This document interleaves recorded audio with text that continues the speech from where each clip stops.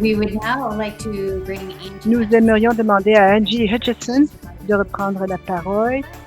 Elle est directrice du Centre des survivantes au Manitoba et nous allons donc écouter leur présentation sur le travail fait avec les populations autochtones. Merci. Alors, bienvenue.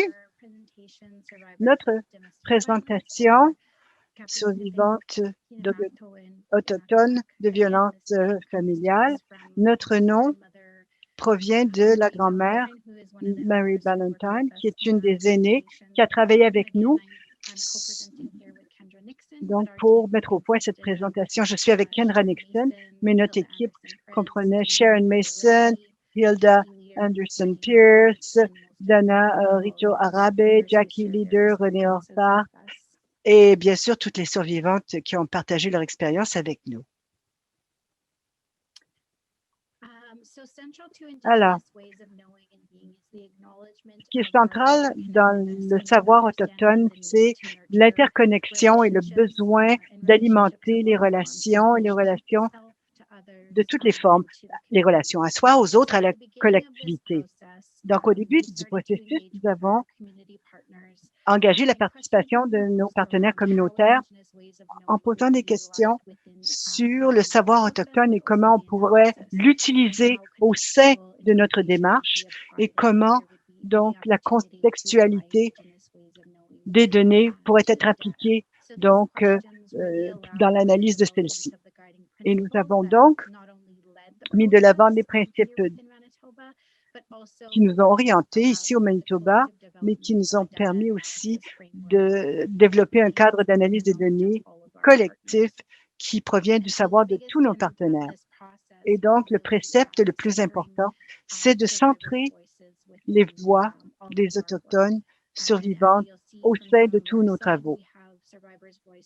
Et vous verrez dans notre présentation la voix des survivantes qui sera entendue et l'approche manitobaine a veillé à décoloniser et à recadrer donc les choses afin de reconnaître les hiérarchies, les positions de pouvoir dans le contexte de l'enquête et en tentant d'aplanir de niveler donc ces différences et d'adopter la perspective autochtone du monde pour incorporer les savoirs, les modes de savoir occidentaux et autochtones.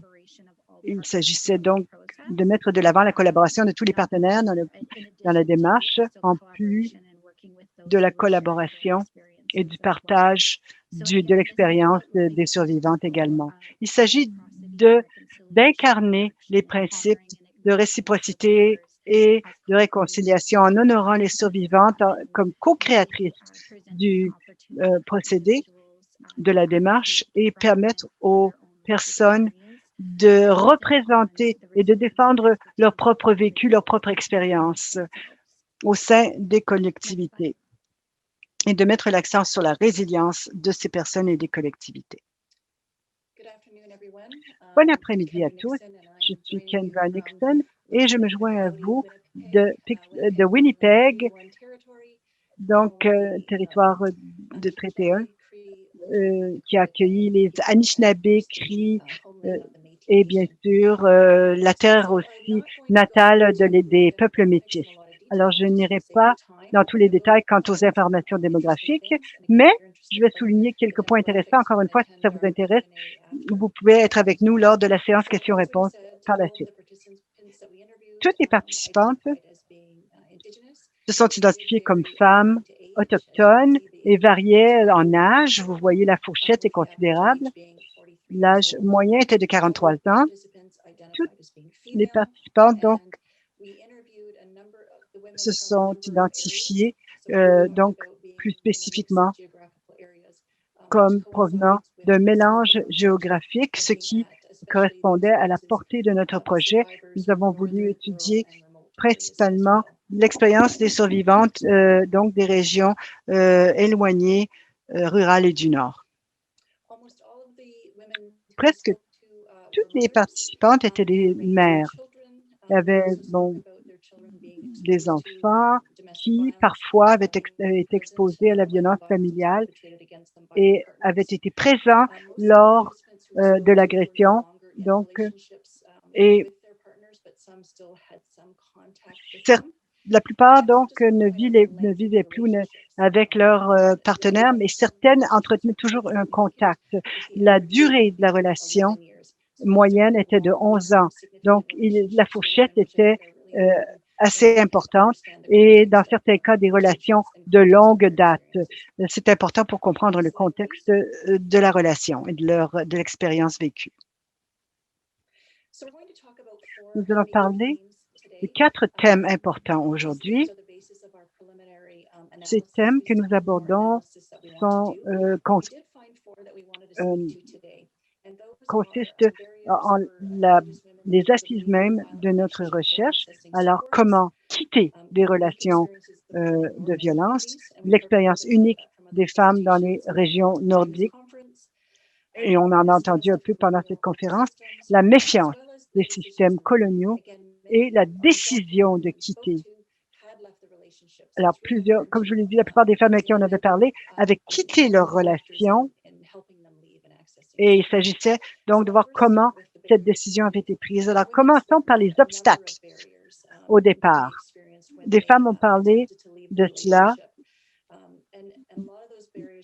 de ces obstacles qui étaient liés au soutien formel, la police notamment, donc la peur de la police et le racisme vécu avec la police, donc que la police n'allait pas les écouter et que la police allait les accuser elle-même.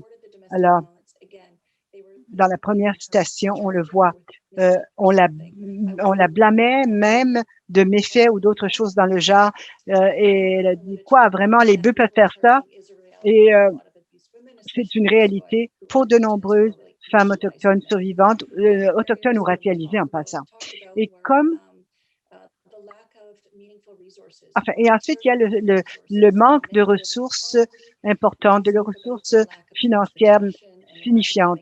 Le manque de transport, manque d'accès à un véhicule, manque de ressources financières. Lorsqu'on voit les expériences des femmes vivant dans des régions rurales éloignées ou du Nord, ce manque de transport est vraiment ressort beaucoup. C'était une question importante pour la plupart des femmes. Et si elle dit, elle ne pouvait même pas prendre l'autobus, elle n'avait pas de voiture, elle ne pouvait donc pas s'échapper et rechercher refuge. Et la deuxième citation, voilà, on le voit cela. Alors, des obstacles importants. Et Angie va nous parler des 2 prochains thèmes. Merci, Kendra. Alors, comme Kendra l'a mentionné, nous avons vu que certains thèmes se sont dégagés chez les survivantes des communautés nordiques. Un des défis uniques vécus par ces femmes souvent provenait d'un manque d'accès à des soutiens et des ressources. Et cela est reflété par la marginalisation structurelle qui est vécue par ces femmes et qui vivent aussi un manque d'accès à des soutiens. Par exemple, un manque d'accès à des soutiens de santé mentale, d'hébergement, de refuge, de transport, comme Kendra l'a dit, sécurité alimentaire, opportunités, donc de toutes sortes, qui contribuent en tant que facteurs et qui doivent être tenus en compte lorsqu'on veut offrir donc une solution de sortie à ces personnes. Il est important aussi de réfléchir au traumatisme général multigénérationnel qui provient de violences systémiques actuelles et historiques pour les collectivités autochtones, ce qui perpétue le traumatisme souvent. Et la marginalisation continue, socio-économique continue, qui est imbriquée dans de nombreuses politiques, par exemple les politiques d'hébergement, et cela peut nuire, peut empirer donc les conditions de ces femmes Donc, la maintenance continue du statu quo et du financement inadéquat, cela est ressenti particulièrement par les collectivités, les femmes dans les collectivités éloignées ou du Nord, où les services sont difficiles à trouver dans le meilleur des cas. Un autre thème important qui s'est dégagé lors de l'enquête, c'est la méfiance à l'égard des systèmes coloniaux. Donc, encore une fois, le racisme systémique actuel et historique provient évidemment de la démarche coloniale au Canada, mène à des programmes et des services inadéquats, particulièrement pour les Autochtones dans le Nord, comparé au reste du Canada. Et cela met les femmes à risque et des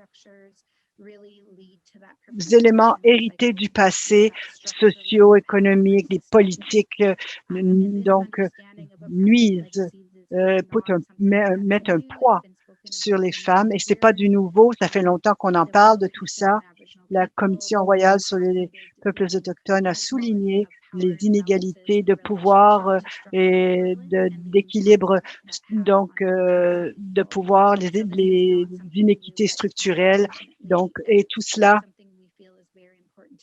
n'a pas été réglé. Il est important de continuer à soulever ces questions jusqu'à ce que l'on voit des changements signifiants. La violence structurelle est historique et actuelle et continue à avoir un impact sur les vies des Autochtones, particulièrement quant à l'accès à des systèmes qui devraient être là pour soutenir les personnes qui subissent des violences familiales, mais qui souvent nuisent à ces personnes, et cela souligne la dynamique de pouvoir dans les systèmes et comment cela crée une plus grande vulnérabilité pour les femmes autochtones. Et il faut pouvoir régler cela, sinon il n'y aura pas de changement véritable et signifiant pour les femmes autochtones. Et c'est pourquoi nous estimions qu'il était important de situer notre approche au Manitoba dans le cadre de la compréhension historique et actuelle de des violences structurelles, juridiques, sociales et sur tous les plans pour à l'égard des Autochtones et des gens diversifiés, à genres diversifiés. Et le dernier élément dont je parlerai aujourd'hui, c'est la décision de partir. La plupart des femmes à qui on a parlé avaient presque toutes quitté leur partenaire, comme je l'ai dit. Il est donc important de voir qu'est-ce qui a entré en compte dans leur décision. Les femmes ont parlé principalement de leurs enfants. La plupart des femmes ont parlé de cela et comment, dans leur décision de quitter la relation, elles tenaient compte de leurs enfants. Les femmes tenaient compte des besoins de leurs enfants, qu'elles quittent ou restent dans la relation, c'était central. Et la première citation souligne ça. Je dois toujours me rappeler que sans mes enfants, je ne suis rien. Pas vrai, ils comptent tellement, j'ai mes enfants, je ne voudrais pas aller nulle part, alors je vais prendre soin de moi. Tout le monde mérite d'être aimé, d'être respecté, d'être traité correctement. Bon, les femmes parlent de l'importance donc de leurs enfants, à quel point elles tenaient compte d'eux dans leurs décisions et comment elles ne voulaient pas que leurs enfants soient exposés. Elles voyaient bien l'impact que ça avait sur eux et elles ont aussi parlé de craindre que leurs enfants deviennent grands et eux-mêmes deviennent des agresseurs ou des personnes violentées. Elles ont aussi parlé de l'importance de leur culture, de leur savoir culturel également et de leur foi. Alors, l'avant-dernière citation, je n'ai pas cherché des ressources pour ça, à part ma foi. Pour en revenir à la survie, ma foi est un facteur majeur dans ma survie et dans ma guérison. Et les femmes à qui on a parlé, leur connexion aussi aux enseignements culturels était très important pour les aider, non seulement dans leur décision de quitter, mais aussi dans leur guérison. Et enfin, les femmes ont parlé du respect et de l'amour qu'elles devaient avoir envers elles-mêmes, qu'elles valaient quelque chose et que leurs enseignements culturels leur donnaient cette compréhension. Et il y a beaucoup de femmes qui ont dit qu'elles n'ont pas quitté car elles avaient donc peu d'estime d'elles-mêmes, manque de confiance en leur efficacité, etc. Prochaine diapo. Cela conclut notre présentation. Encore une fois, ça a été très rapide. On a parlé des 4 thèmes qui sont dégagés lors de notre enquête et on serait heureuse de vous parler davantage. Si vous voulez plus d'informations, voici nos courriels à l'écran et nous serons là lors de la séance de questions-réponses à la suite. Merci beaucoup. Merci.